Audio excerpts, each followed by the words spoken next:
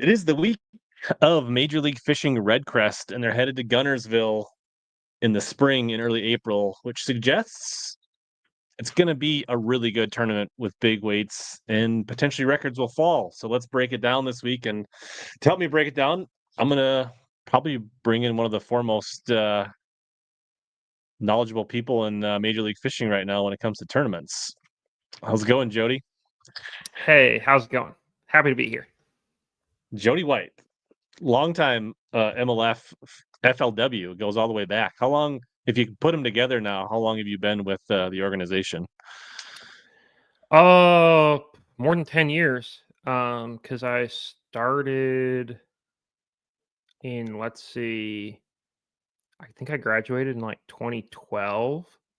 So started in like 2013 or so. So anyway, since then, You might be getting in closer to some form or 15 than fashion. 10. Getting Yeah, I close. kind of at some point stopped counting, to be honest. It's just what I do. And I've never been good at I know. counting. So, but not as old as this bag of FLW lizards, we don't think. I I am after the look for the hook logo. So yeah, so We that had your post look for the hook. yeah. We had when I started, it was the oval FLW, but like the multiple color one. Sure. And then we went to like just the white and red one, basically. Which I mean, it must be old because it's a lizard, right? Right. I mean, what style head would you put that on to use it on live scope? Oh man, I don't even know. What Maybe head like a would make the lizard roll the best? I don't know if you even want a lizard to roll. Maybe you want it to I don't just know. like flop along. Ugh. So Jody, you got off the water. You were out fishing today.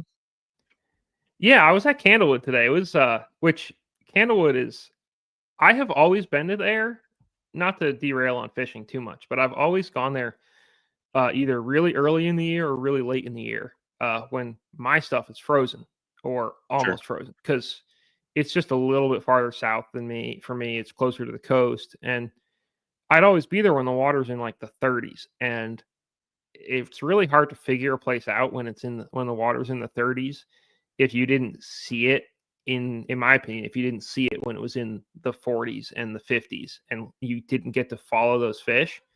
And so I would always suck there when I would go. And this last Sunday I went, had a great day, and had to go back before I have to sit at the laptop for 4 days in a row here. And so here I am. And the Last Sunday fishing was a was tournament. beautiful today. Yeah. Yeah, I fished a tournament on Sunday. A buddy of mine convinced me to go down, and we were just going to go fishing locally. And he talked me into going down and fishing the tournament. And well, we had an awesome day fishing. It was fantastic. Starting the year with a W. Mhm.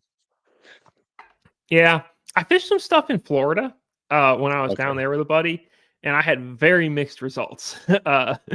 Some good, some not very good. But yeah, it feels good to start, the northern season on top. And with a big bag too, like 20. We had 24s and a half, which like if I catch 24 and a half pounds every time out, I mean that's going to be a heck of a year. Well, Brian says we look good, sound good, life is good. Oh So yeah, so it's you mentioned 4 days in a row of being locked into the laptop, which means Red Crest.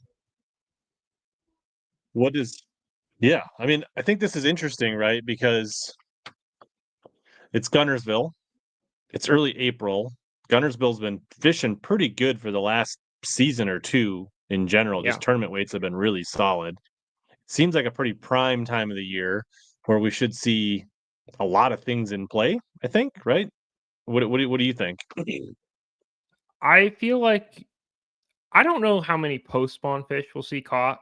I'm sure there'll be some, but I don't know that you'll be able to necessarily differentiate them from uh, a fish that was pre-spawn or a fish that's just kind of around the spawn. But from what I understand, there's certainly a pretty good number of fish on beds. Maybe Mhm. not enough fish on beds or like easy enough fish on beds to win a BPT event off bed fish. And then there's definitely still, plenty of pre-spawn fish. And so I think it's going to be really, really good fishing. Um, but I don't think, and I kind of suspect it'll be high weights, and I guess we'll see. I don't know that we'll see some of the really crazy high BPT weights you get when you have like a really ideal live scope scenario, just because I'm not sure that there are tons and tons of scopable fish or like easily like schooled up offshore, catch them every cast kind of fish. Like I know there are some scope fish that exist, but I'm a little skeptical that that's going to be something that will carry someone, uh, you know, to like crazy high weights. But I think the And weights will still be good because you can wind a chatterbait around there and catch lots of fish. yeah, and I think just like it may not be crazy numbers, but I think we're going to see good numbers and quality, right? I think that's what we're expecting. Like we may not see 102 pounders, but we might see 43 to 6 pound. I mean, like maybe not quite, Yeah. but yeah, like right, like somebody could really get on. And so let's rewind because this is a BPT style event, but I think it's full scope, right? No. No, It's a are good they doing the question, periods but again? yeah, Okay, it's essentially the same format that guys have fished with this year, okay, basically. So one period, they get to decide when to use their scope, but it's not the whole thing. I mean, if it was the whole thing, like, I mean, okay. I wouldn't say Drew Gill would always be the favorite, but like, I think we would have a lot more. We'd have a little more hype about Drew, Hayden Marbett. There'd be some guys in this field who you'd like really look out for. And not to say you can ever count out Drew Gill or Hayden, but I think that to me, there's a really good chance that somebody wins this and catches like 80% of their fish on a chatterbait or something, or a swim jig or Right, something. Um, for sure. and I'm Okay, with that's you. good I clarification. think you'll see a lot of 3 to 5 pound fish because even a 2 pounder on Guntersville isn't really a 2 pounder a lot of times, like especially now. Like they're really healthy, really chunky fish. Like there's a lot of, just very quality fish in there.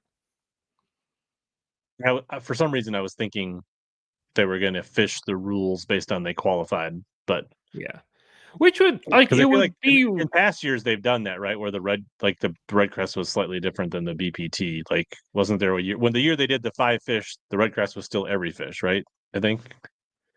I honestly don't remember what we did for that. Uh I know there've been years where which is heavy Sure. hitters is like almost always every fish counts, but they like graduate the weight up. Yeah. And even when we went to 5 fish, we didn't do 5 fish for heavy hitters.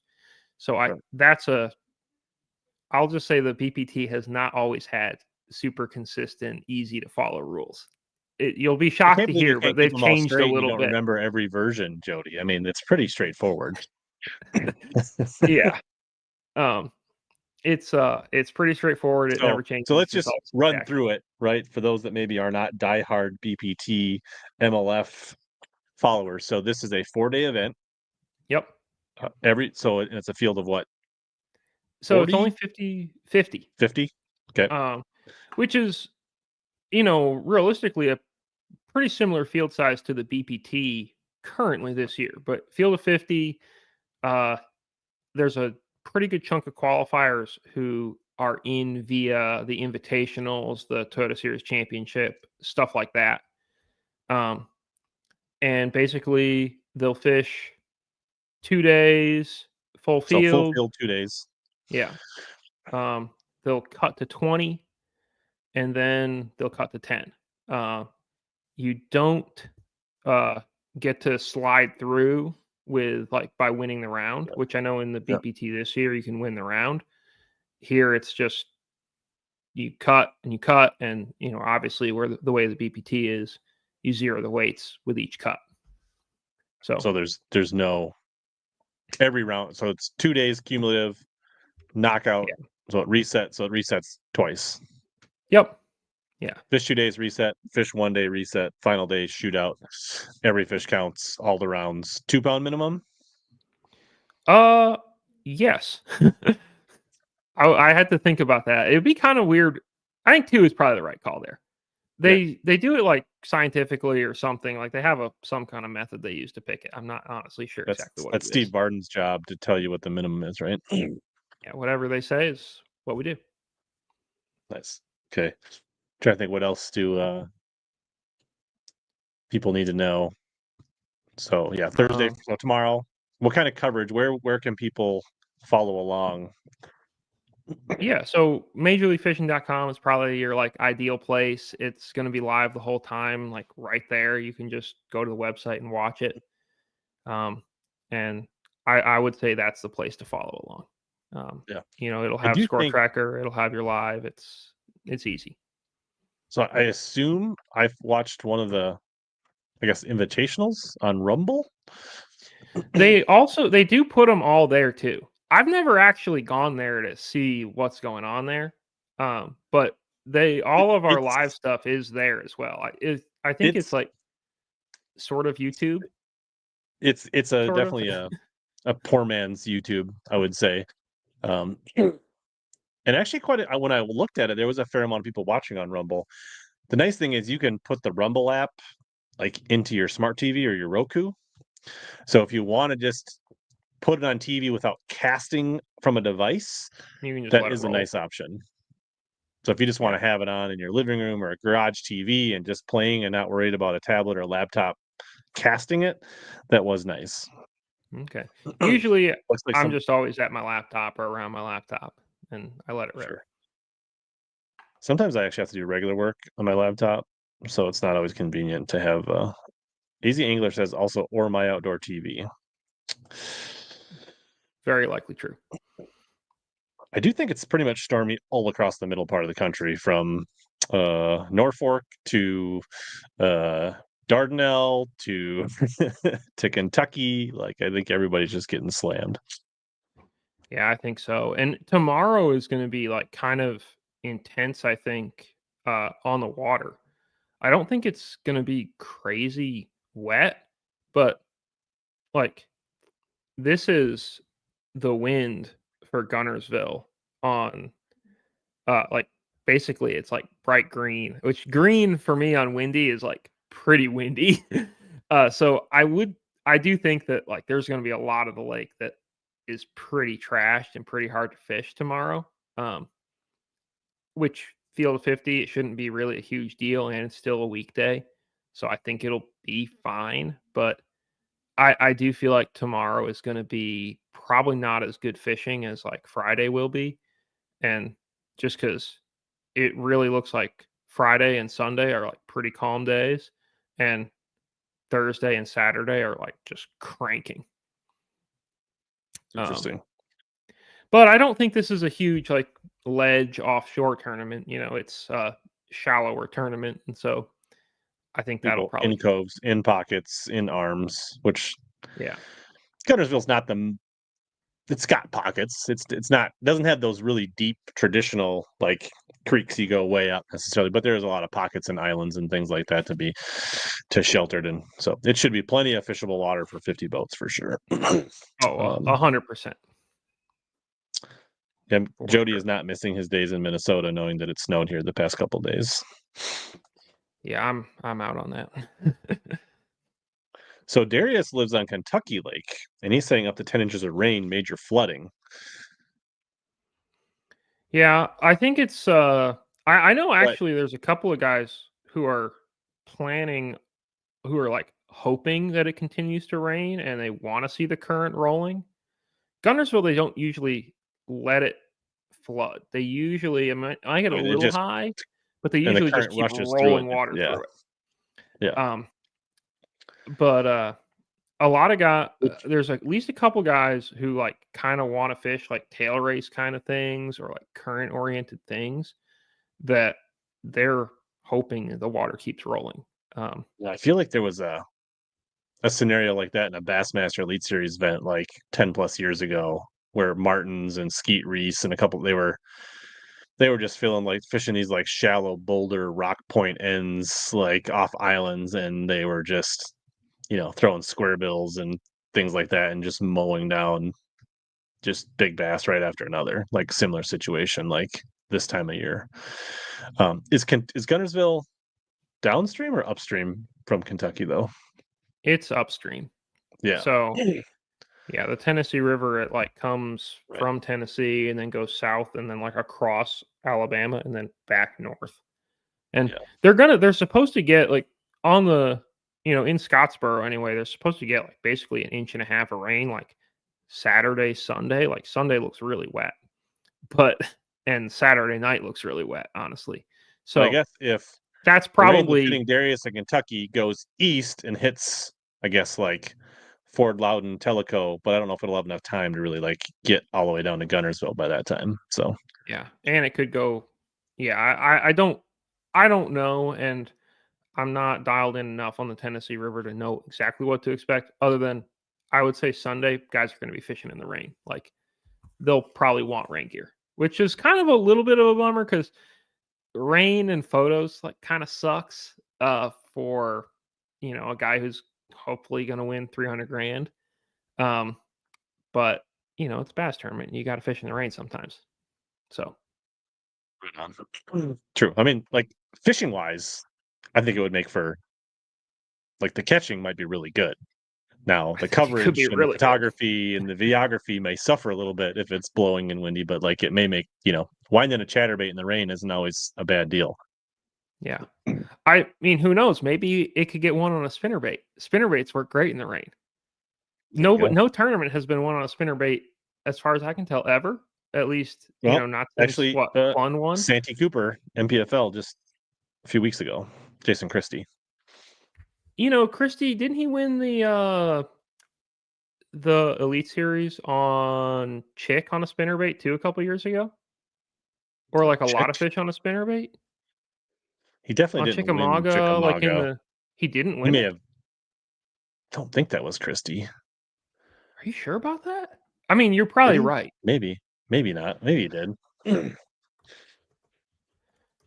Because you're talking about the one where like Maddie Wong was doing pretty good on like swim baits and glide baits, and Carl had like one good day with glides, but did Christie Yeah, win that?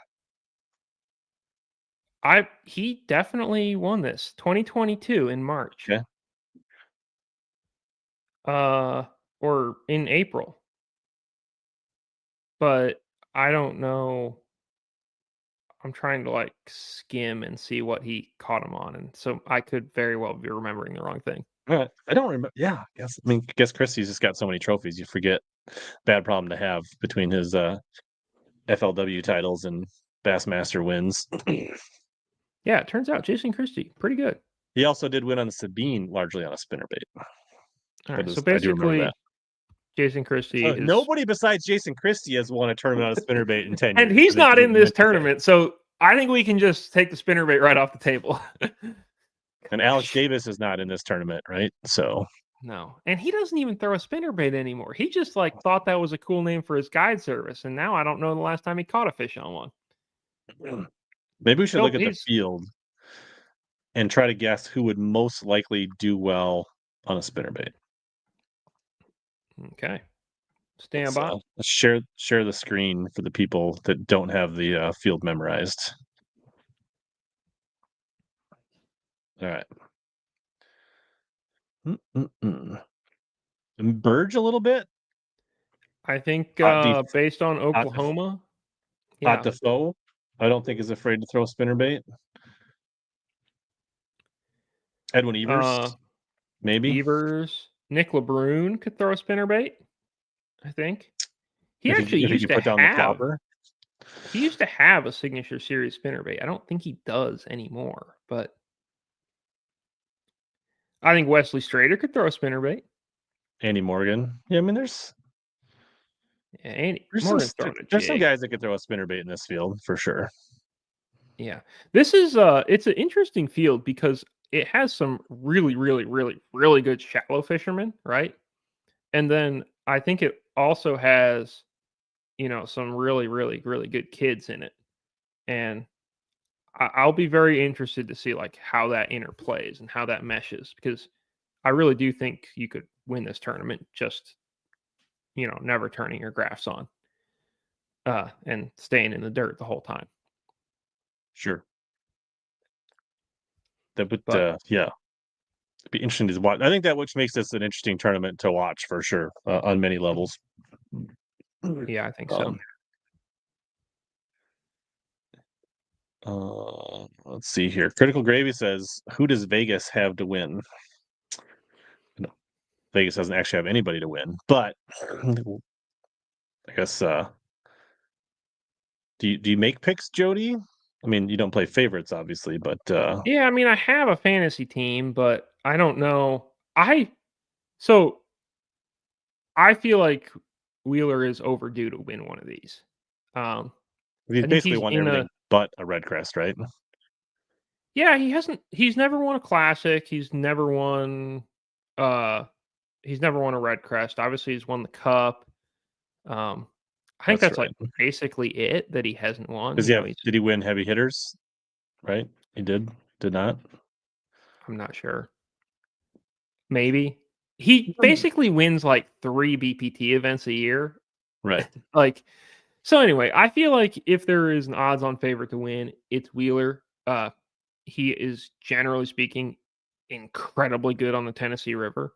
Like he has won all sorts of tournaments, all up and down it. Um, he is extremely versatile, as we all know. His dad just died. I think Yeah. like a Just couple passed days away. ago. Yeah, which is obviously really tragic. I don't think it was. It, well, I don't want to. I think that it was probably something he had been able to mentally prepare for some. At the same time, I think that's probably a really tough situation to practice and then fish a tournament uh, Right. under those conditions. Um, so I feel like that probably doesn't help him. At the same time, it would be an incredible story if like this is how he wins his Red Crest. He only has I 8 guess BPT wins, no heavy hitters, and no Red Crest. I mean, slacker. is he even trying? To be honest. Obviously not. Yeah. Yeah, I mean, it would be a Yep. great story for sure. I got him on my fantasy team. Yeah. Um, I don't think you can make a fantasy team without him. Um, you really. I mean, can, I guess you but could, but I don't think you do well. right. um, unless So you had speaking like, of yeah, doing decent, humble brag here while it lasts before it all goes away. 11th overall right now nice. in the BPT so far. That's pretty dialed in. Not as dialed as you were at the beginning of last year, but Yeah. I'm currently 4,058th. that's solid when you think about it. Oh wait, that's for Guntersville. No, it's not for the That's whole just thing. yeah. I'm It always 34th wants to reset. overall for the whole thing. 34th. That's not terrible. I'll take that. No, that's you're right in the mix. Like 30, Yeah. 3,400. I mean, you're like 150 pounds behind me, and I'm only 250 pounds out of the lead. So like a lot of season left to go here. Yeah, we haven't even got to the big weight events yet. Um, the I will say so. This Kyle W in fifth overall, Mhm. you would think that that would be Kyle Wood. It's not. It's Kyle just Wood some probably doesn't even other. fill out. Probably doesn't even It's filled out a some. team, to be honest. He has not. It's some other Kyle W. Who's obviously doing great. Maybe it's Kyle Welcher. That would actually. It would kind of make sense because he probably has some great inside info, and he I mean, honestly, would make a lot of sense. We should I get mean, and on. he likes We'll figure gambling, that right? out. So, I mean, like, That's what I'm saying. He probably checks in on, what's going on at every tournament with a pre-tournament call with Wheeler to get it dialed in. So, I think that'd make a lot of sense. All right, we can get Jody critiquing my fantasy team here. Do you have any hard feelings against anybody on this squad, or do you feel like this is a solid team? Um, I think it's a really good team. I think that I don't ever want to bet against Paul Marks because I do think he's really good. But I think if it's a little more of a fishing, a little less of a scoping, it's a little bit of Sure, a dangerous pick. But I don't I think see we that. 100% know exactly what's happening yet. Sure, Um, fair enough. I but yeah, I think it's a good team. I like Thrift. He's good in these tournaments. He's good shallow. He's awesome with a chatterbait. I feel like Hayden and Drew and Wheeler like are pretty much on Yeah, until they prove a you lot of otherwise, you just keep teams. picking them.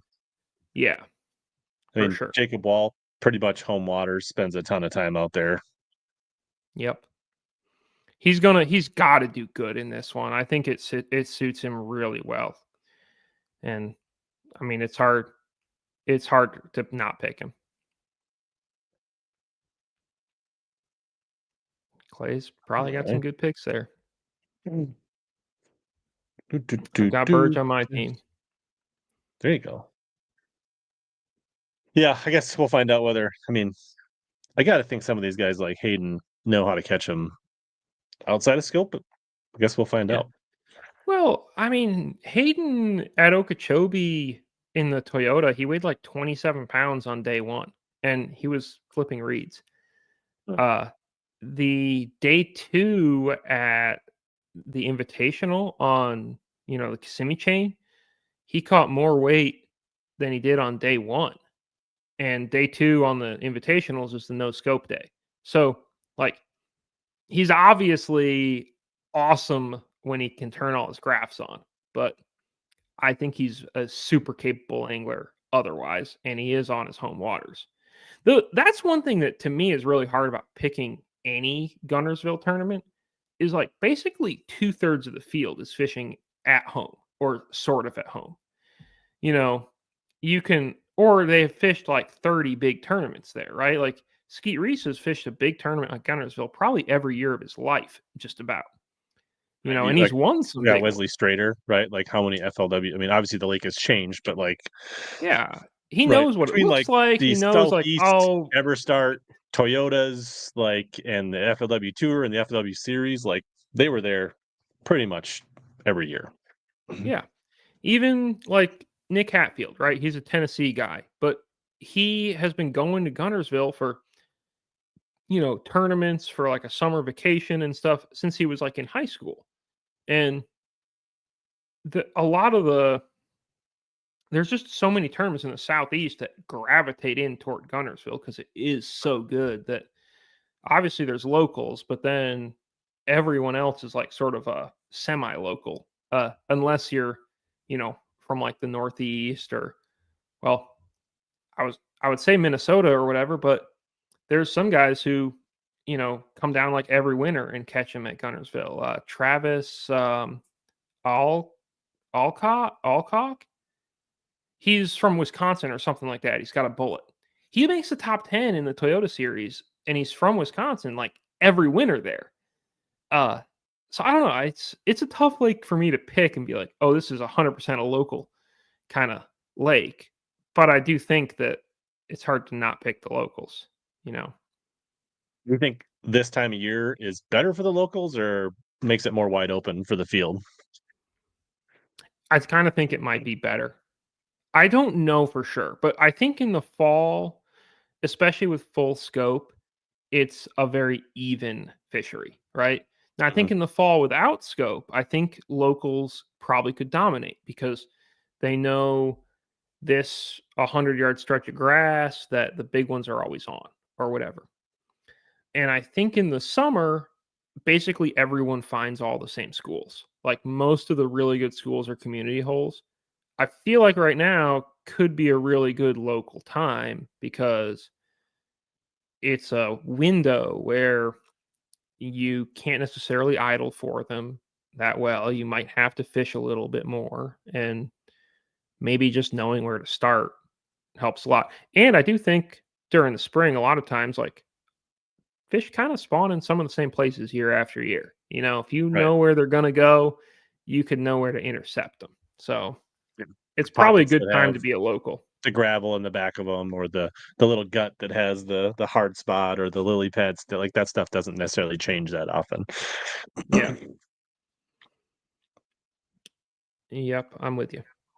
I mean, I do like it. It is intriguing. I mean, the classic is still the classic, but this, the fishery going to Guntersville is more interesting than like going to Knoxville from a fishing venue standpoint, from that perspective. So I think this, from a viewer participation, I think this could be a really good event for MLF and showcasing the Red Crest. I think it'll be good. I think that like so far this year, our viewership numbers have been pretty solid, and like people have responded to the mix of formats, right? The scope on, scope off. Like it's working. Um, Now, whether it's going to make tons of people sign up for all the tournaments or make it the most popular thing of all time, I can't say that. But it's something that people enjoy, and so I would assume that it's a format that seems to be working pretty well, and the fishing is going to be really good. uh Hopefully it's a good tournament. I feel like it's got a lot going for it. And then, being Red Crest, they're live all 4 days.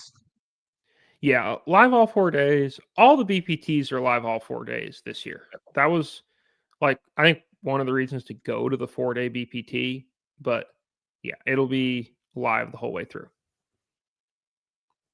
And, the BPT guys, you know, they tend to move cameras around a lot.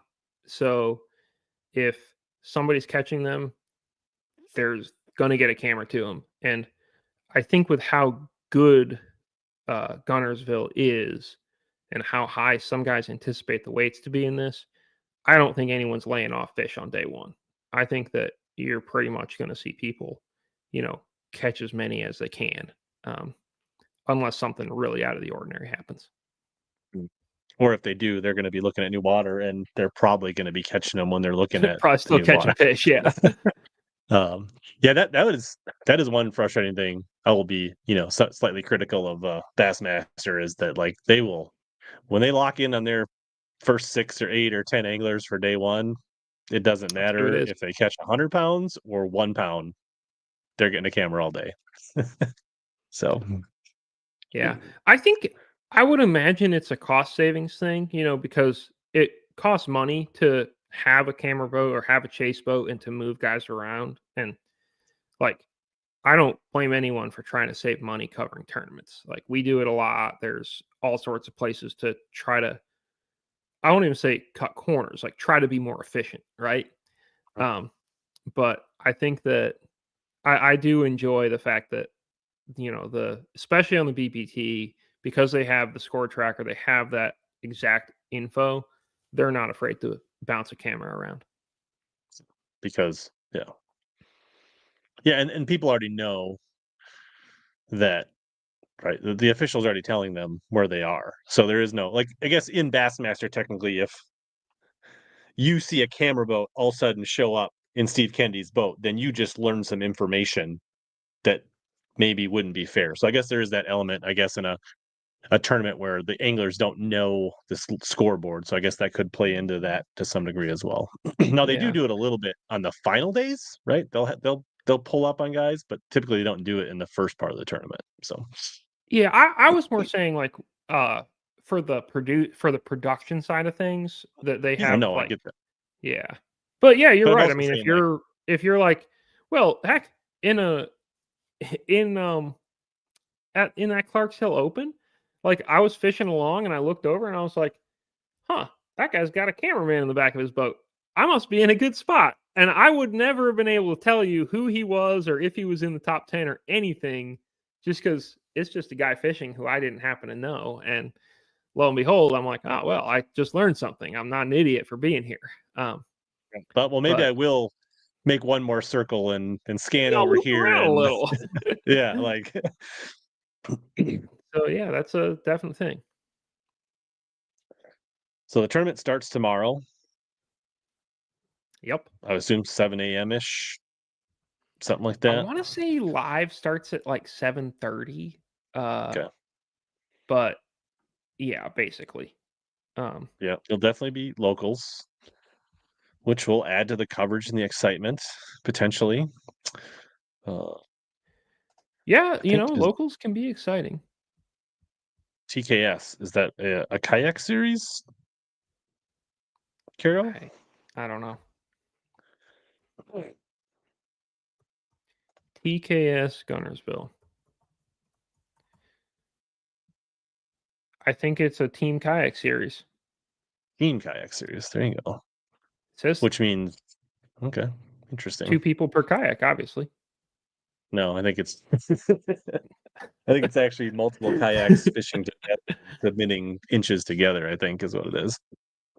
All right. Well, There are a few there's tandem always kayaks. what's that? Yeah, there's probably some club or there's probably some 40 boat local club tournament fishing Friday, Saturday, something like yeah. Oh, for sure. Yeah. Well, I guess with kayak and the BPT, there'll be a lot of fish getting exercised and then immediately put back, and we'll see how that goes. So it's just But another catch, measure, release, and a catch, weigh, release tournament working right next to each other. yeah, so I think it'll probably be fine. Um, Gunnersville's big enough. I will say if it is really windy, and there's I don't know how many kayaks are in this thing. If there's like 200 kayaks, 600 kayaks, and the BPT guys, some of these little pockets could get a little bit crowded, but I bet it'll be fine. At It's a least you big don't have to worry enough about lake, and kayaks like like blowing out your water and making it muddy, right? They're pretty easy on the bottom, and it's not like a 112-pound, it's not like a pick wake your boat brand turn of going choice on. on 100 blowing out mud and right. Yeah, yeah, I think it'll be good. Yeah, forgot to mention earlier, HellaBass Live, as always, is presented by Arsenal Fishing and boosted by Powerhouse Lithium. Don't want to forget that. We didn't mention that beginning. Um, Do you want to let's take a guess? 1-minute break Okay. and then come back with Jody's top 3 baits for the Red Crest prediction. Ooh. All right. We'll be I'm back here in for it. 1 minute. Are you ready to reel in your next home purchase or refinance? Supreme Lending's Dream Team can help guide you through the entire mortgage process, from pre-qualification to closing. We have a wide variety of home loan programs in our tackle box, payment assistance, and first-time homebuyer options. You can ask HellaBass. He trusted us to help finance his home. Contact the Dream Team today by searching Supreme Lending Dream Team, or click the link below in the description, or scan the QR code on your screen.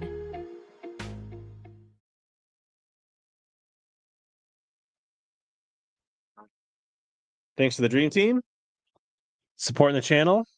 If you keep winning all these tournaments and you're ready to get another, house, the Dream Team can help you out, Jody, with your financing needs. So, All right. I will do my best to keep winning tournaments. And yeah, that's key. so I gave you a whole minute to come up with your top 3 baits for the Red Crests. All right. So my number one bait is a chatterbait. Um, I think my number 2 is a swim jig, and my number 3 is a wacky rig.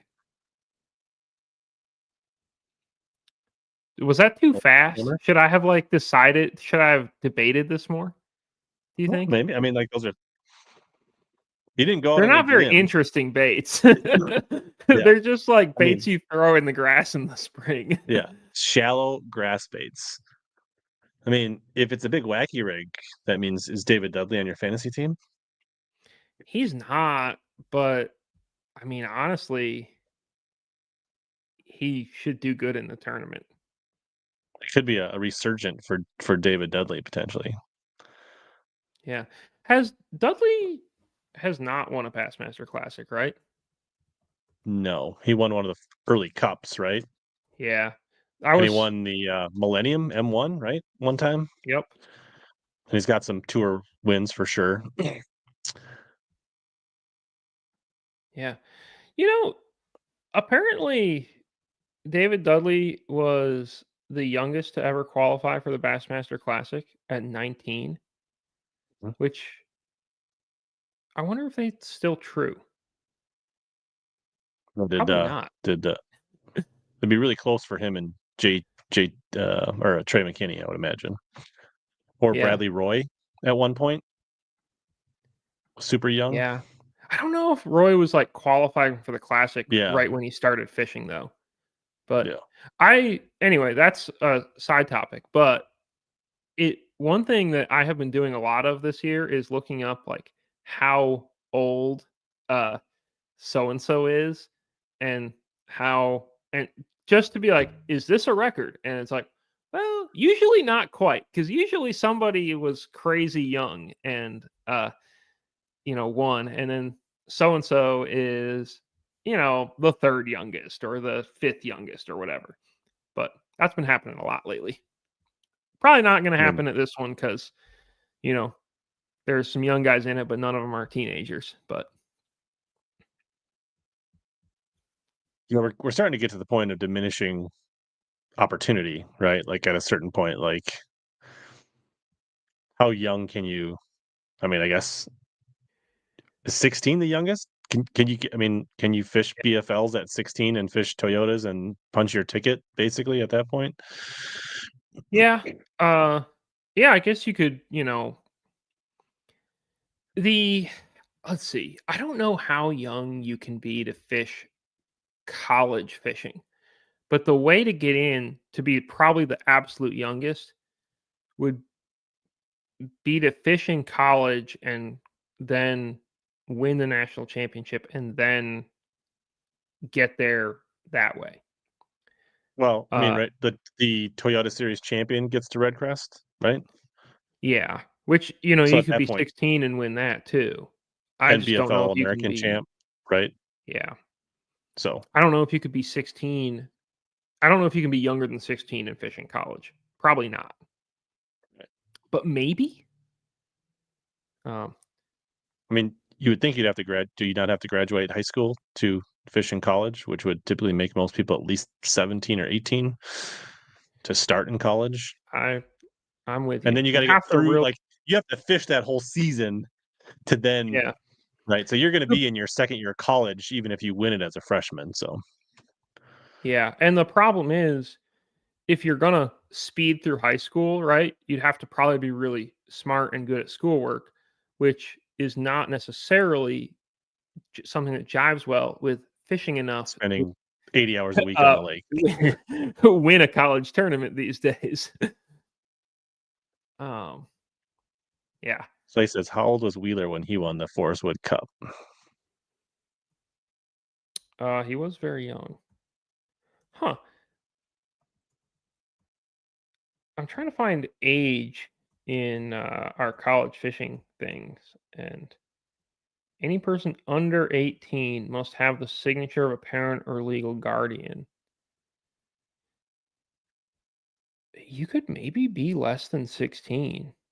Maybe especially if your team member was older. We're kind of a little too deep on that. Did you dig up Jacob Wheeler's age when he won?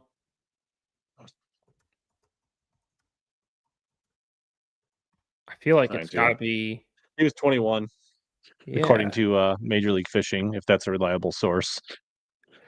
I mean, for most things, it's, especially with Jacob Wheeler stats, I'd say it's a pretty good place to be. There's stuff that I wouldn't say was the ideal. Stanley Mitchell, I want to say, was 19 when he won the Classic. That's the number that sticks out in my head. I'll buy that.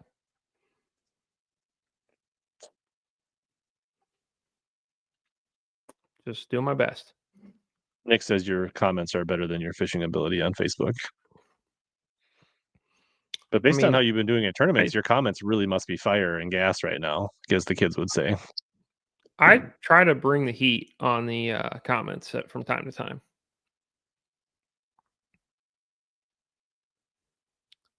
Let's see. It's an interesting question. Do you think the 1,000 boats on the Big Bass Splash tournament last weekend will affect the fishing for Guntersville this weekend?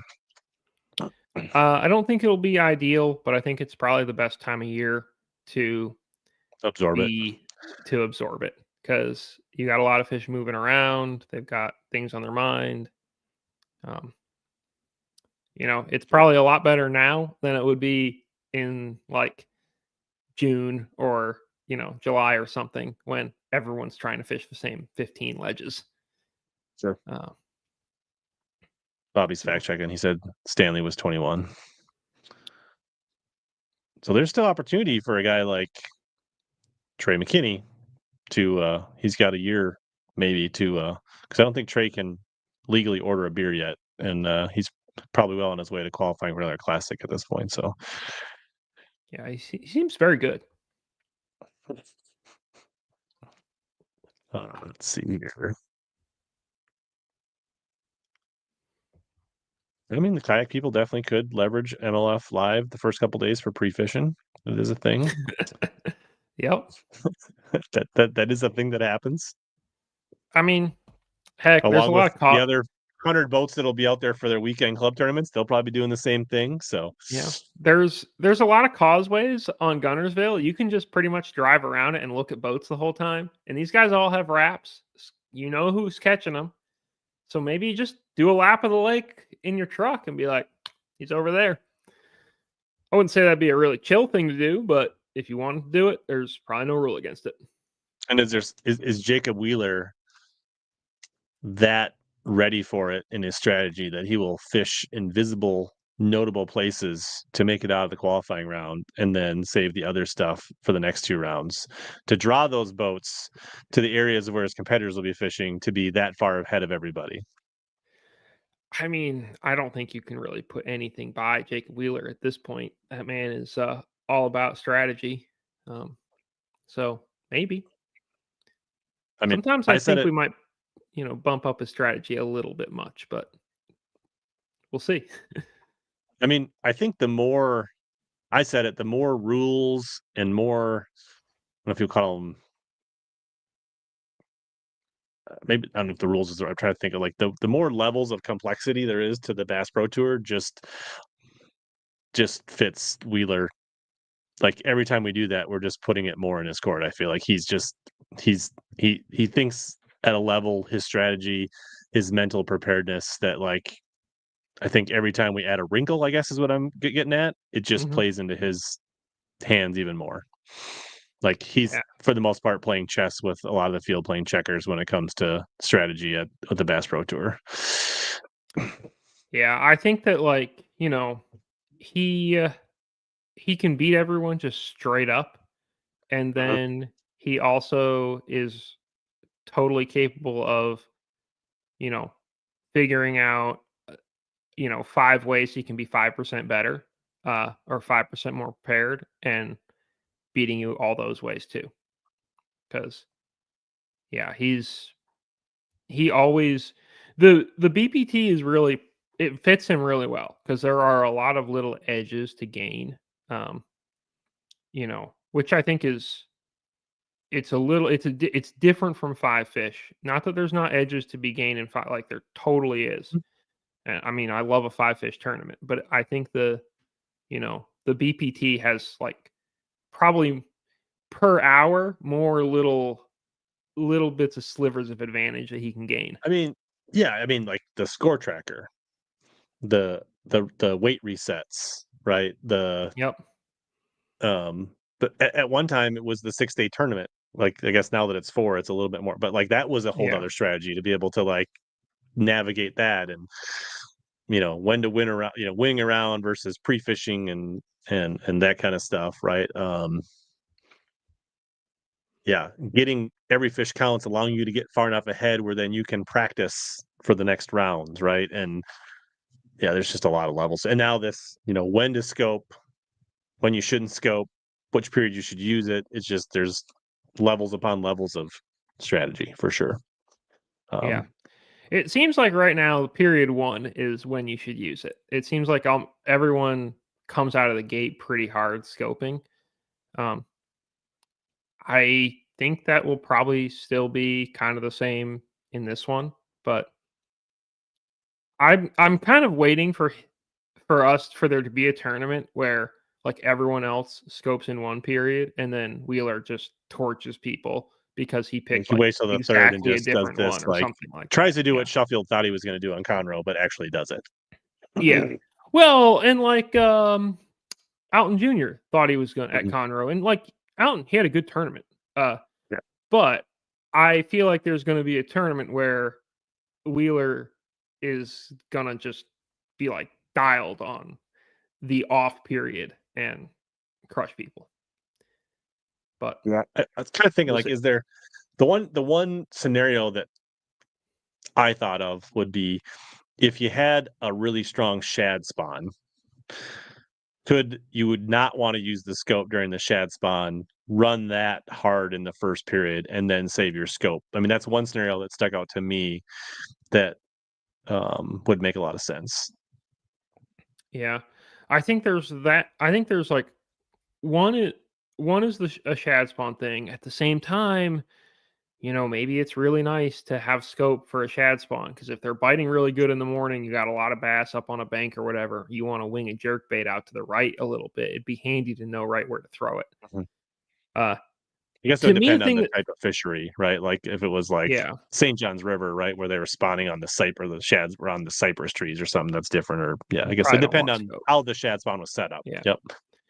But I think the ones that the only ones I can think of are obvious ones, which are places where you have to make a long run and you might not be like you might be burning time on your first run.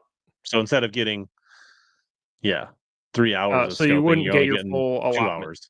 hours. Yeah. The other thing which one nice thing is the guys on the beach or nice thing, but part of that scope strategy is if you use it in your first period, you can use it in the ride around, right? Like where guys are running and idling and getting set before the first period. And so essentially, like you see a lot of guys catch a fish on their first cast because they picked that fish out in ride around. And then they made the first cast of their first period with scope and caught it.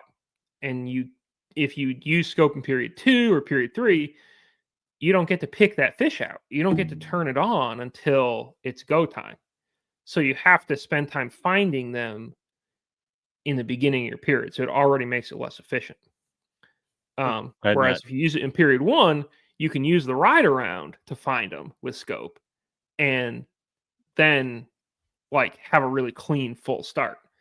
But if you have to make a long run, it doesn't work as well. The other thing I think is like obvious is a wind thing. And I think that might be especially something you see up north or, some bigger bodies of water where if it's going to blow in the morning and it's going to be calm in the afternoon, maybe you just ride it out in the morning and turn everything on in the afternoon.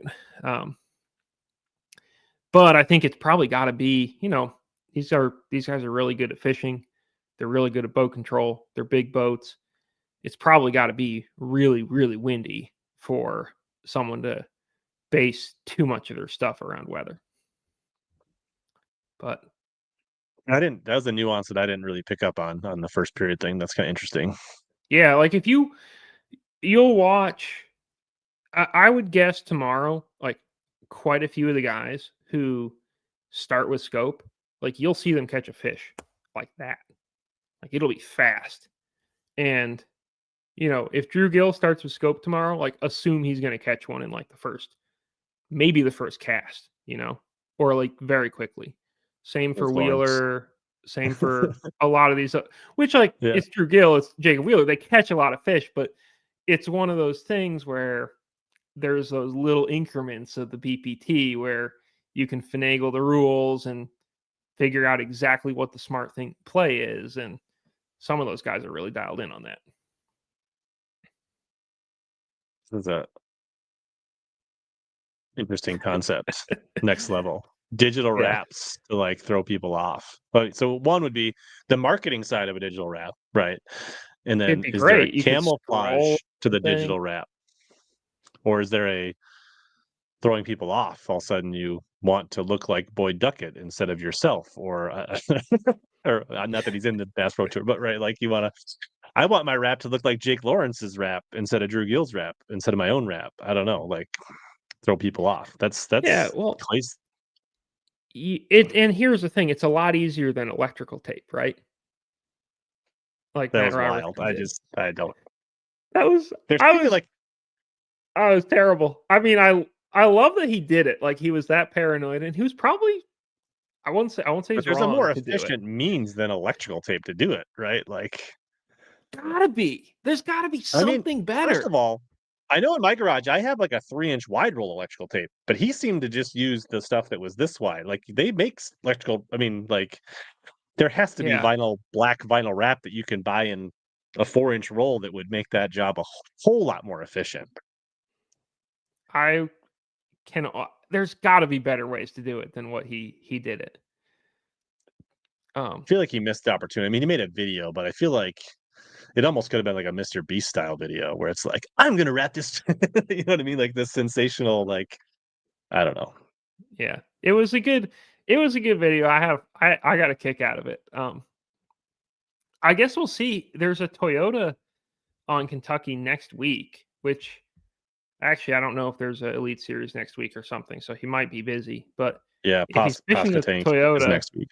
oh, so we're not going to get a wrap repeat. Oh well. Yeah, but if you had a digital wrap and then you could just make your boat look like a gel coat glitter bass boat, like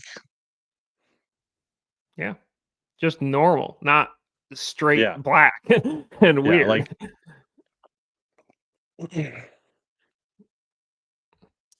It sounds expensive, that wrap. The our digital wrap. hypothetical digital wrap. Yeah, I don't know if the technology is right quite yet. Not good for stumps too, probably. A lot of guys' digital wraps would have been coming off at Ray Roberts. Yeah, and just big win tournaments. Yeah, I think it Icon exclusive. There you go, Clay. Yeah, Fits right into Wheeler's plan again. Like it just Hey, the Icons are the best of the best, you know? They got every bell and whistle. He does have like backup boats, and he has taken wraps off before. I think he might have taken a wrap off or fished out of an old Triton. No, I think he took his wrap off in the 2020 Super Tournament that we had at Chickamauga, which he won. And he fished out of a no wrap Triton. And then in practice, he practiced out of an aluminum Ranger for that tournament. So he was like ultra stealth in that thing, which makes sense. He's awesome at Chickamauga, awesome during the summer. You know, which is not definitely, yeah, it's not unheard of. I mean, Scott Martin, he blew out that Okeechobee tournament. He was fishing out of an unwrapped Skeeter. Yep.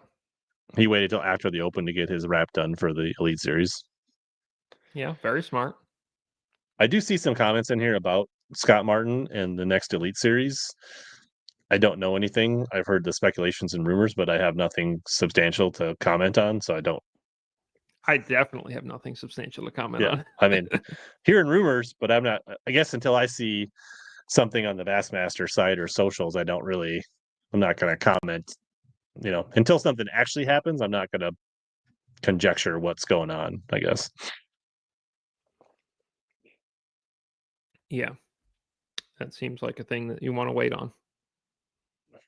I mean, there's plenty of other people that are putting out videos and speculating if you want their speculation, but I guess I'm not going to jump to any conclusions.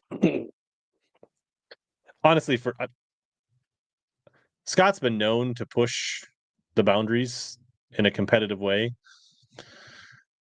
For Scott seems like a likable guy. I don't know him really great, but like I hope it's not true. I hope he's not getting a second. I mean, like I do not want to see Scott disqualified again. But if you broke a rule, then I'm also fine with it. So, but I'm not like on a Scott Martin headhunt by any means. Like I don't want to see. I mean, I don't want to see any of these guys for the most part, because there's maybe a couple guys, but for the most part, there's a couple you're out to get. I'm not out to get, but I wouldn't feel bad for him, I guess. How's that? Like, I'm not out to get anybody, but like, I mean, you look at 100 angler field, a 50. I mean, there's going to be guys that aren't your favorite. Like, it's just the way things work. I mean, Yeah. No, you no don't doubt. pick them on your fantasy team if you don't have to, because you don't really want to root for them. I mean, it's just, Yeah, I think just I mean, I pick most of my fantasy teams are like half of the guys. I'm like, I want them to do good. I like this guy, right. and sometimes that works, and sometimes it doesn't.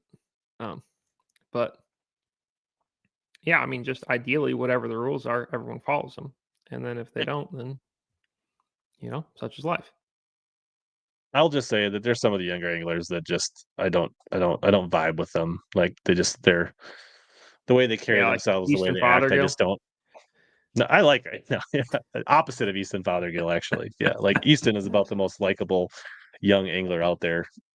Yeah. Um, My favorite part of Easton winning the Classic has been that everyone in Minnesota, or really everyone up north, loves him and is like going to battle in comment sections. It's been or fantastic to see. or starting podcast wars over it. Oh yeah, entire podcast, and it's great. I love it. Yeah, I mean, I picked him on my fantasy team, so I was all in. I mean, I think everyone did. It was a smart move. I Or mean, everyone, I guess I fantastic. can repeat. Like, there is rumors going around that Scott Martin is going to get DQ'd from this next elite event, which would be the second time this season. And then there's also rumors that he'll retire mid-season based on this. So, but Yeah. It those are just rumors. If he I'm did not. get DQ'd, it would be, I don't know. I would be very curious to see what he would do like with the rest of his career, because he certainly has a lot of career left regardless. I think that, obviously we'll see if he gets DQ'd or not. We'll see if the rumors turn out to be worth anything or not. But I mean, there are like certain guys who like I'm curious like how they're processing, making a living fishing, right? Mhm. And it would just be an interesting decision to watch him make.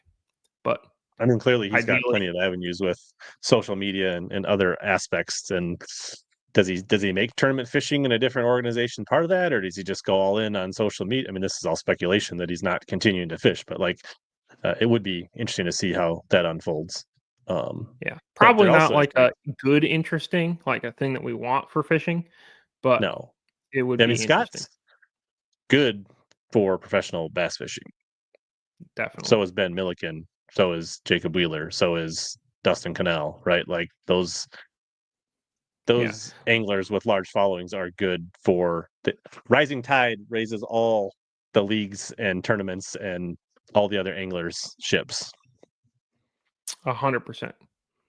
Like it's good to have stars, like for sure. Yeah. And I mean, I guess just from like if he actually was disqualified again, based on where he's been, like barely in, barely out of the classic, I think it would be really, from my understanding of where he is in like the algorithm and the numbers, and he probably would have a tough time requalifying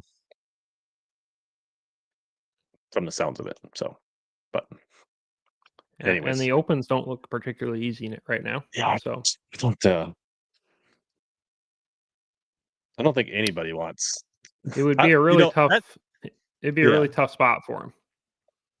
I Which always am surprised, like Dakota Ebear and a couple other anglers that qualified for the BPT, or at least one, right? They decided to fish the opens. That's mind-boggling to me. Like, um, like I yeah, fished a division of the you opens, and it's like I can't imagine. I don't know. That's a lot of you have to grind and a have. lot of expense and a lot of risk, and it's no easy task. So Yeah, I think one thing that tends to separate pro anglers from like regular anglers, obviously, there's a lot of just talent, uh, Mhm. but I think that like a lot, really can't overstate how different the talent level is oftentimes Sure. between a pro and someone who thinks that they're good at fishing. But I think one big thing is confidence. Like at some point, and like belief in themselves. Like at some point in time, like they don't view what I would view as a really big risk, or what you would probably view as a big risk, or most people, like, they don't necessarily view these things as big risks because they have a lot of belief, whether that's properly placed or not, but they have a lot of Whether belief in their ability to catch fish and whether it's eat people. substantiated and at what point they are in their career. Yeah. Right. And sometimes you see that probably they have a lot of belief in their ability, and at some point that doesn't continue to stack up. But if you're Dakota, I wouldn't say that Dakota always will tell you, like, oh, I'm just trying to fish hard and do a good job, and Got he a plan. offshots it. Yeah, which, like, a lot of pros do. Like, but I think the end of the day, there's also plenty of tournaments where he, like, goes into it and he's like, yeah, I think I'm just going to crush these people this week. And I think that it would be rare for most people to have that kind of, feeling, have that opinion of themselves. And That moxie, that bravado, yeah, that like, I think that absolutely. there's a reason. One of the reasons pros are pros, or like get to that point in the first place, is just because at some point in time they took a risk that I wouldn't take, or a lot of people wouldn't take, and they didn't even really think it was a risk because they thought they were going to succeed. Like, for every Dakota E-Bear,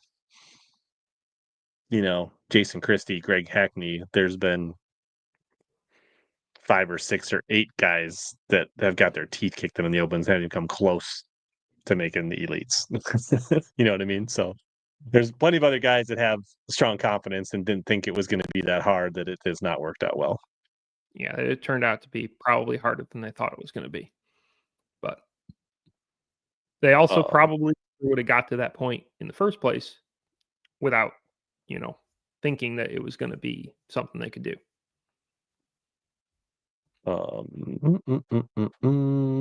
Let's see here. Yeah. Carol got a new powerhouse lithium for electronics on her kayak at the Classic. So she's got it all wired up. She's ready to rock. Sweet. You got your batteries all transferred into your new boat? Everything's rocking and rolling? Yeah, do you want to see what I burned for juice today? Sure. We did, let's see. Yeah, you can read that. So I've got 3 36-volt 40 amps, and then I have a 16-volt 100 amp that I'm running 3 graphs and 2 boxes on, and then I'm running some other graphs just off my cranking battery, and spent a lot of time on the trolling motor today. And it was kind of windy, so we were rolling. Are you running the running guns? I'm not right now. Okay. Well, it also sounded like you did. didn't fire up the main motor much, so it wouldn't have probably helped you much. It wouldn't have done me much today. I have a running gun I have 2 running guns. I wouldn't say I am invincible on the trolling motor side, but I have a lot of trolling motor juice. I am kind of right now seeing how things shake out. I probably will install my 16-volt running gun, though, just so I have a little more backup to never have graphs die. Because it seems like, I think that's where, like, that right now is the weak point in my system. You have the 3-way switch to go to your 12-volt if you have to? No, couldn't figure out how to do that install. I was too stupid. But it's not that hard. It's on a Perco, and it's too nuts. So not quite switch, but it's not a bad change if I need to. You can figure out all the settings on your live scope, but you can't figure out the battery compartment. Look, live scope is so easy that, like, 16-year-olds can do it. So I don't see why that's hard.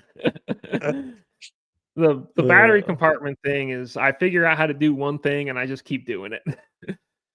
Once I get it to, like, work solid, I just roll with it. I miss Kyle every day.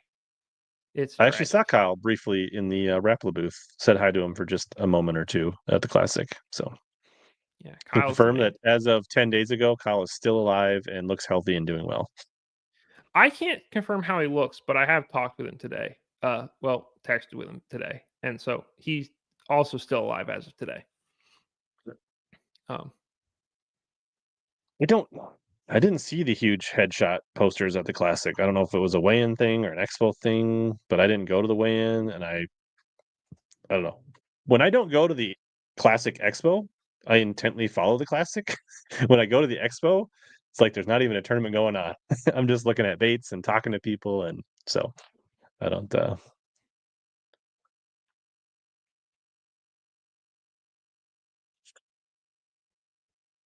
Mm. So, what are you all fishing this year, Jody? I don't really know. I want to fish. So our ABAs are like our local tournaments, or not local, like they're sort of a semi BFL level tournament, right? Mhm. I would like to fish them. Are they might not have they might not have them in the New York division this year because right now they're lacking a tournament director. And so they're not taking entry fees from what I understand. And so I would really like to fish them or some of them, but that might not Well, if they happen. don't exist, they're hard to fish. Yeah, if they're not holding the tournaments, I'm not just going to show up and not have anything be there. So I don't know. I'm just going to probably cobble together a really mixed up schedule. I'm probably about 70% that I'm going to fish that Bass Nation thing at Erie? Erie. Yeah. Cuz that actually falls during a pretty good time for me like work-wise. Um and I think I can also go pre-practice and like spend a day or two. Like I could go like over like the 4th of July or like around then and spend a day or two like on the North Shore and like maybe mark some rocks and stuff and see what's going on. Um so I think there's a really good chance that I fish that, and that's probably going to be like my big tournament of the summer for me. Um, which then I would have to drive a really long way because it's a long way to drive from Vermont to Minnesota or from Vermont to La Crosse for the championship. But I would probably go out and do that, and And if you otherwise made it'll it, just be, oh I yeah, would see you like if I there. made it, That's yeah, what I I said. would, If you made it, yeah. I'd see you there, and we'd be fishing against each other. Well, you better watch out. But I probably won't make it. Also, probably like I feel like Cade is fishing like every Agreed. tournament that Yeah. Bassmaster has to try to make it. So, I mean, I don't know. Speaking I of think that which, that's a really tough. It's this a guy really right tough here place to go as a non-local. made it at Pickwick, Devin Dvorak. Well, I think that probably Devin will do better Is than me there. was it wrong that I was driving back from Into Marine, listening to the weigh-in, actively rooting against Cade and Nick not to make it? Yes, that That's was wrong. wrong. Yeah, you should Okay. root for. You should want people to have success, I and you wanted should I want to wanted beat them the to best cash of the best. checks, but just miss the cut. That's what I was hoping for. So they'd have gas money to go to the next one. That's The what I wanted. checks aren't that big in those. They're not that bad for the entry fee, to be honest. Like, I Isn't mean, it like what's the entry fee? Isn't $400. oh yeah, that's not bad actually. It's like 10 grand for first place, right? For those things, or If is it's it a not full that much? field, I want to say it's like 12 or 15, but I want All to say when right. Nick Trim won the lacrosse one last year, it was like 11 or 12. Hmm. So Well, either way, it's I mean, if you look at Blake Capps, he spent $400, fished the Arkansas River qualifier, finished second, and won like $5,000. worked out And really then good for him. no entry fee, went to Grand, won 60 or 70 grand, and then made the Elite Series in the Classic. That's a pretty good ROI on a $400 entry fee. Yeah. He probably drove less for that whole thing than it takes for me to drive to Minnesota. It's probably less driving than your qualifier at Erie, to be honest. Probably. So yeah, good for him. Oh, Bartusik wants to know if you're going to be at Kentucky. No. That's a It's at the Toyota. same Yeah, it's at the same time. It's getting a lot of rain, from what I understand. It's at the same time as the college natty, so I will be on the laptop, and when he's in the lead for the tournament, I'll probably call him for the story, but I'll be working that one remote. But he has a highly capable person there to take photos. Right on. And he's got a dope new boat. So He did get his Phoenix. He was able to sell his Camus, which congratulations, Bart. I'm not jealous of that at all. Oh, we got a throwback question here. yeah, I've been reading his stuff for a long time. I don't really blog anymore. You were reading his stuff, but he also was reading your old blog, is what he's saying. Yeah. That's awesome. Sorry for making people feel old. Sometimes I feel old now. Actually, a lot of times I feel old now because I usually am looking up guys who won tournaments. I'm like, wow, they were born in the 2000s. This is terrifying.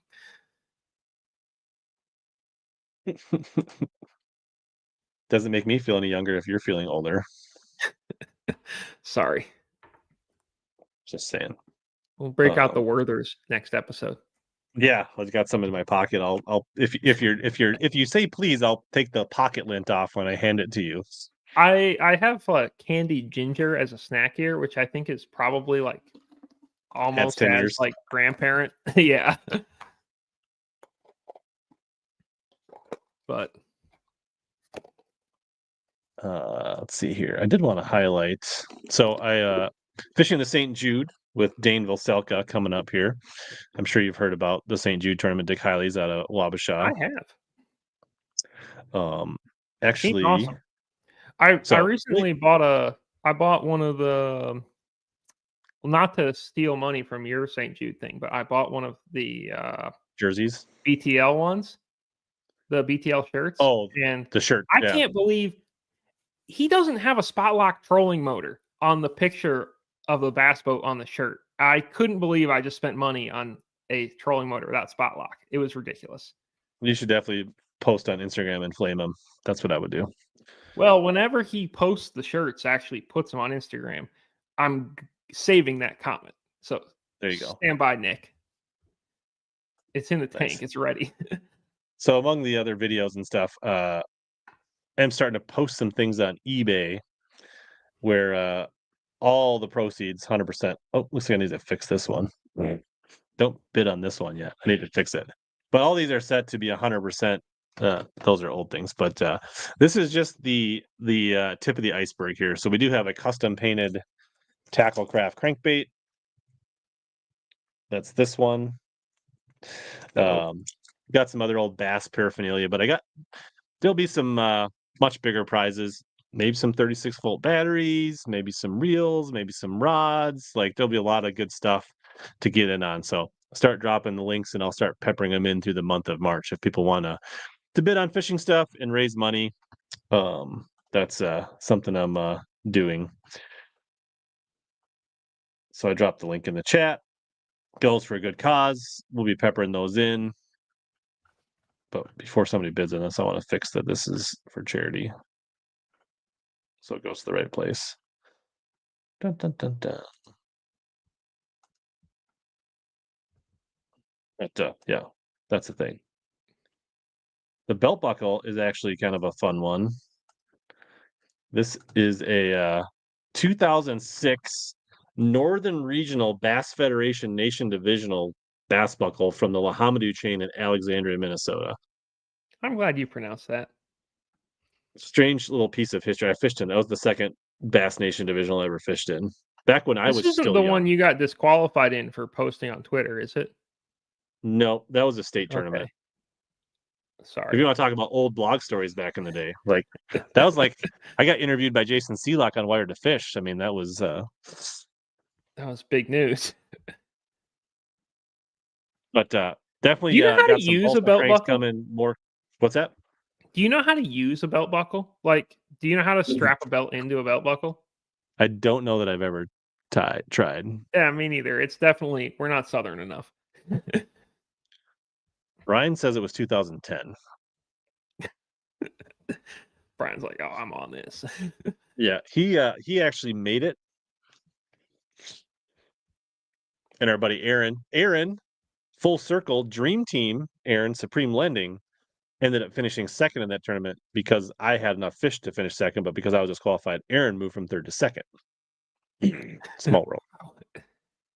All right. I kind of like this belt buckle. It's only $1. I'm starting everything cheap.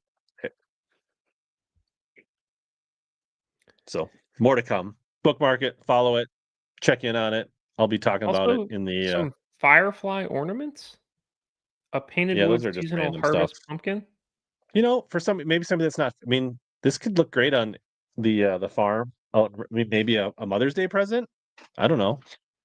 Possibly. When is Mother's Day? I feel like that's a good reminder that I need. It's like 6 weeks out from now. Oh, I'm got plenty of time. Yeah, we're good. Special belt. So it's not a regular belt. Basically, I think it's a belt that doesn't come with the clasp, and then the belt buckle. Then I think is how it works. So I need to. The If St. I'm Jude gonna, goes out of pool 4, and you can lock to 5. So it's 4 and 5 out of Wabasha, Minnesota. I don't know if there's any. There was when I signed up. There was like less than 5 spots. I don't know if they filled the final ones.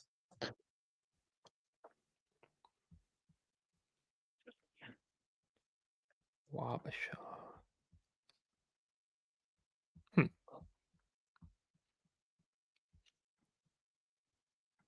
And if people would, May 11th is Mother's Day. I will post the link to the actual. Nice. I'll be at Pickwick. There you go. So you want to get it done beforehand. Yeah, I'm gonna need to make plans beforehand. I'll probably pretty good chance I'm gone like that whole week because Pickwick and then there's Toyota Series at Guntersville like 2 days after. So gonna be So this is our busy time of year.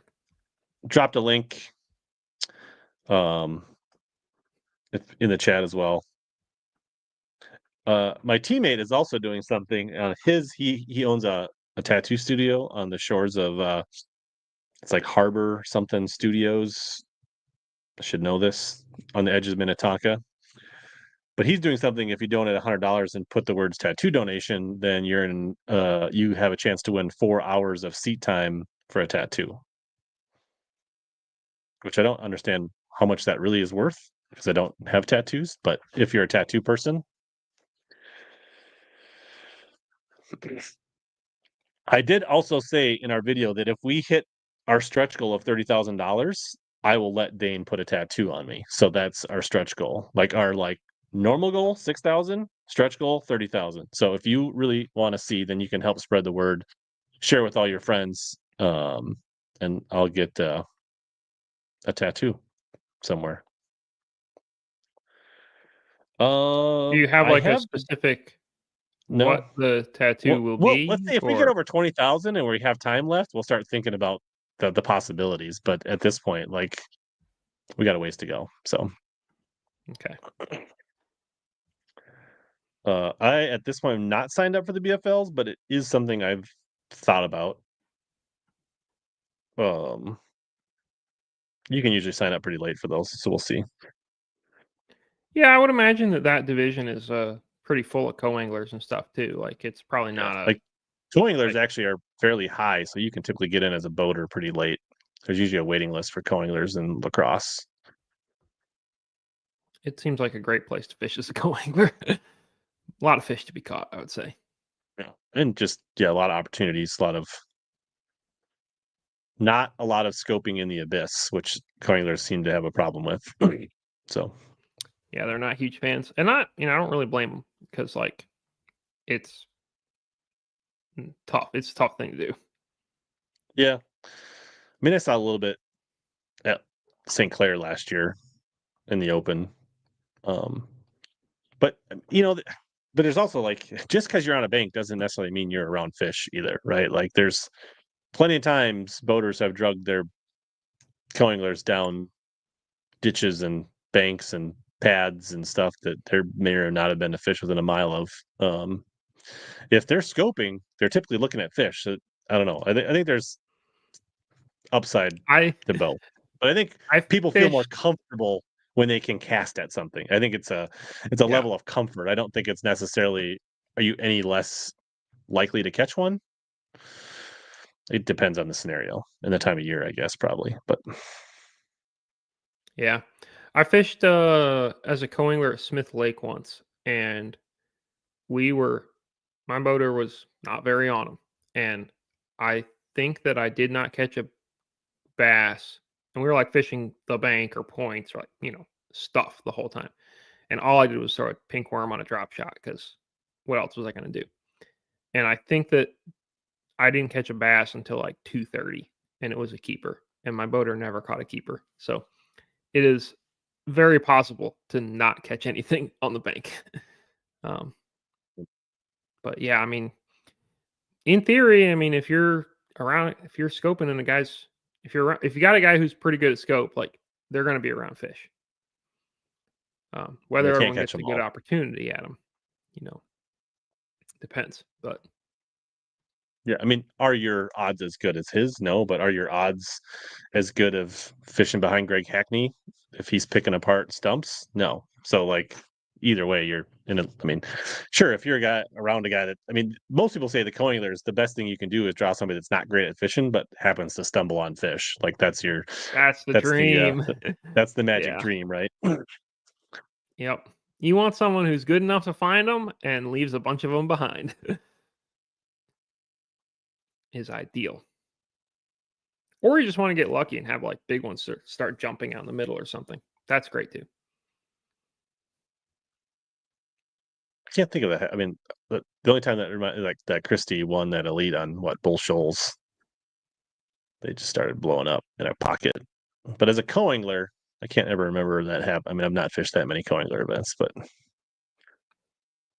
probably a thing on Hartwell, right? Clark's Hill, those types of lakes, like herring lakes. I feel like that might be. I guess I don't fish a ton of shad stuff. I mean, a little bit on the Mississippi River, Yeah. but like our lakes don't. You don't. You fish enough in Minnesota back in the day. Like it's not very common that fish just start blowing up around you anywhere except for the river. So Yeah. Down south, it's much more like there's a lot more random fish on a southern reservoir, or seemingly random fish than you have up north, I think. Especially ones that'll show themselves. There's random fish swimming around up north, but usually they don't come up to the surface. So they're you not wouldn't ever know if busting they're shad. going. Yeah. But like if you're on Smith Lake or Hartwell or whatever, like you'll see a fish jump all over the place all the time. And sometimes they're stripers, but there's opportunity. Yeah. So the new Omnia code is on the bottom of the screen for those that want the new code for April. They want to save money on fishing stuff. I know Jody doesn't buy tackle, so it's not important for him. No. I make all my own tackle. Yeah. I catch all my fish on like, hooks that I whittle, stuff like that. It's all good. Have you looked at the new baby jack? I have actually caught like a 6-pounder on the baby jack. It's Okay. pretty good. Green? Brown? It was green, it was in Florida, and it was a golden shiner color bait. So you definitely had them before the masses. I stayed with a guy who works there. And so I had an opportunity to use one of what I believe is one of very few in the country. It's a lot different bait than like the regular jackhammer. I don't know if you've thrown it yet, but like it's a much like sort of tighter kind of vibration. It seems like it comes through grass a little bit better, which I guess would make sense. It's smaller, right? I would say the vibration feels more like the Mini Max than it does the jackhammer. Yeah, it doesn't. It's called a baby jack. It's not like a one-to-one replacement. Yeah, for you a are not jackhammer. getting a small bait that thumps like a jackhammer. Yeah, doesn't You are mean it's getting bad bait. no, not saying, but I'm just Yeah, for people like I don't want people to be disappointed, right? I did a video on Monday. I went to the pond and threw them side by side to kind of like it is you get the high quality components of a jackhammer. The intensity is closer to a Mini Max. It definitely hits a little harder than the Mini Max, but it's close. If on the scale of Mini Max to jackhammer, it's over here, like as far as like intensity of thump and shake. But the way the blade interacts with the head is more like the jackhammer than it is the Mini Max. So Yeah. And you probably also want to throw it on a little bit lighter gear than you're throwing the Mhm. jackhammer on. One, because it's just generally probably weighs a little bit less depending on how you have it rigged. But two, it is a lighter hook than the standard jackhammer. I think it's a good hook, but I'm pretty sure it's a lighter hook, if I remember correctly. Like I feel like Eh, it's smaller, but I wouldn't necessarily you say that don't it's know it's lighter. lighter gauge. Okay. No, I would say same gauge but smaller aught. Yeah. I think you could throw the baby jack on a spinning rod. Depending on the Yeah, size, probably. Mm, But yeah, I think I think it'd be the pretty quarter ounce reasonable. is definitely going to be one that's going to pop up when you have that small bait, shallow, those unique scenarios where you want something. I think that's where it will shine. Shallow Could grass, be could stuff be a like really that. good river bait too. Like Yeah. whether it's Susquehanna, smaller, like that kind of like smallmouth kind of river bait. I think it could be a really clutch bait there too. Like where Or guys would in throw like, Florida when you only a got this little, much space above the grass and the water, and you need to. yeah, yeah, for sure. I mean, they probably haven't felt that vibration in the spillway at the Black River yet. They will by the end of the year, but soon they'll be They like, will "Oh my god, look at this. We got to by eat it." June. It'll be over. Yeah. Yeah. I feel like those fish get pretty smart there probably, but What else is on Jody's radar for 2025 bait wise? Or anything else you're excited about? we got a minnow from Beast Coast that is going to be pretty available I think in sometime in May, probably maybe June. Um actually caught a 2 3/4 pound crappie on one of them today. Um, so that's going to be good. I feel like that's a I big don't, Connecticut slash right. That's where you were, Connecticut crappie. yeah, I would say so. I haven't really, like in Vermont, I don't catch a lot of crappie. I'm Hmm. not really sure why. Because I scope a lot, and usually when you scope, you catch crappie. These guys down south do. It seems like whenever I go to Connecticut or Massachusetts, I catch crappie. So there's a lot of them down there. Um, and I do think that is a pretty big one. Um, so Yeah, like I very limited experience on Champlain, which was about 3 hours. Um, yep. but just Yeah, watching, and you you're would think not that, like, catching. Yeah, and Mid Lake where we were, you're not catching them. no, but I They're was thinking really like not there. South End, just from what I've seen on TV, you'd assume there would be a decent crappie population down there. Yeah, But there are. They There's some that are swimming around. A lot more of them get on like shallow or mid depth wood. Um, Especially down like around Benson Landing, like way down south. And if you fish that stuff, like you'll definitely catch crappie. Um, but it's still not as big. I've never caught I don't think I've ever caught one that weighed 2 pounds. I probably caught a pound and a half, maybe. But honestly, maybe not. Like I don't know that I've caught one that I put on a scale. Whereas I've it seems like every time I go to Connecticut or Massachusetts, I catch a crappie where I'm like, wow, I wonder how much this one weighs. Like I want to throw it on the Rapala or throw it on the Bubba and find out. I So caught a couple in the Leech Open that I probably should have scaled. I just threw them on the ruler quick before I tossed them back. They were pretty impressive. Caught one flipping a beaver. It was pretty that's quality amazing. quality crappie. Yeah. Uh, Yeah. If you're catching them flipping, that's a pretty good crappie, I'd say. But Tying this all together to Champlain, the week after the Classic, I was at a work trade show, and one of the people that came up to our booth, their name tag said Plattsburgh, New York, and I was like, I definitely need to figure out how to get these guys signed up so I can travel and do some work in Plattsburgh. yeah, you need to make that happen. Like I'll sure. discount. But we gotta cut these guys a deal. We gotta figure this out. I need to maybe like some June, July. You know, I don't know. Anytime, I guess. I mean, we could go later, right? Because like it stays warmer later out there than it does here. So October, November, yeah, December, well, October. Hopefully, incredible I'm busy fishing. in Yeah, Wisconsin, but yeah. It's the fishing the problem with Champlain in the late season and is weather, and because I love fishing that late season, but I also don't want to be out in 40-degree water when it's 40 degrees out and there's 4-footers. Like that's a no for me. Um, and definitely you can have some bad weather that time of year. But if that time of year it's kind of my off season, and if it's Tuesday and the weather looks really good, I'll be like, well, close the laptop, go to the lake, and pick it up the next day. yeah, get out in the And morning, get your couple hours in, or you go in the afternoon. Like you just yeah. Well, cool. Well, I feel like It's we a great lake. answered everybody's question about the Red Crest.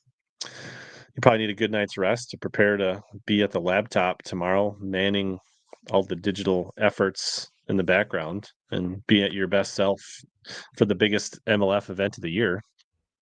Well, it's way past my bedtime, and I got up at like 4 this morning, so definitely gonna sleep good tonight. Fair enough. Well, But I appreciate your time. I'll let you go, Jody. Thanks for coming on and previewing the Red Crest. Be peeking at it while I'm trying to get some work done tomorrow. all right, well, thanks for having me, and MajorLeagueFishing.com is your home for the event. Should be fantastic. Right on. Thanks, Jody. Have a good one. All right, bye everyone. All right. Thanks to Jody hanging out with us. Yeah. So if there's any other questions, try to get another guest lined up for next week while the Elite Series on the Pascatonk River.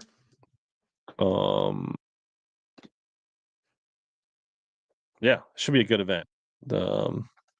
Punch Fishing and I talked about maybe doing a Sunday afternoon stream during the Red Crest. We'll see. If you guys do have any opportunity, check out the links to the St. Jude page. Check out the eBay links. Every little bit helps. So appreciate that. New Omnia code is up. Devin, I don't know. There's rumors about Scott Martin, but they're just rumors. I don't really know anything. We talked a little bit about it earlier. Not going to speculate really. Yeah, I don't know what else. Efforting for guests for the next couple weeks, and not ProMat. It was actually an ISTA Transpac conference in Orlando, but not way off of ProMat. It is supply chain packaging stuff. I've never been to ProMat, but I'm aware of ProMat.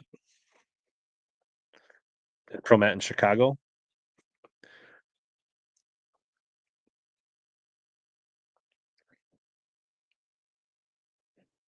Oh yeah, put these lizards up there. So we'll put lots of fun stuff. What's up, Jay?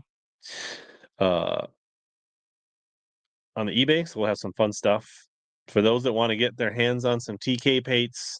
For those that want to get some hands on some balsa, maybe some other custom paints, maybe some swim baits. There'll be a lot of fun stuff coming up on the eBay auctions coming up. So take a peek, bookmark it, follow it, check every so often. Raising money for St. Jude and the kids with the link there to eBay. So much appreciated. Probably keep it a short show tonight. And enjoy Red Crest. We'll be back next week. Should be pretty consistent Wednesdays here for the rest of March as we lead up to the St. Jude, as we have basically, I think we're 30 days out on the St. Jude. So home stretch for raising money for St. Jude. And yeah, I guess, as always, here to help you guys more catch big bass and suck less. Everybody be good. Have a good weekend. Maybe we'll see you on live this weekend.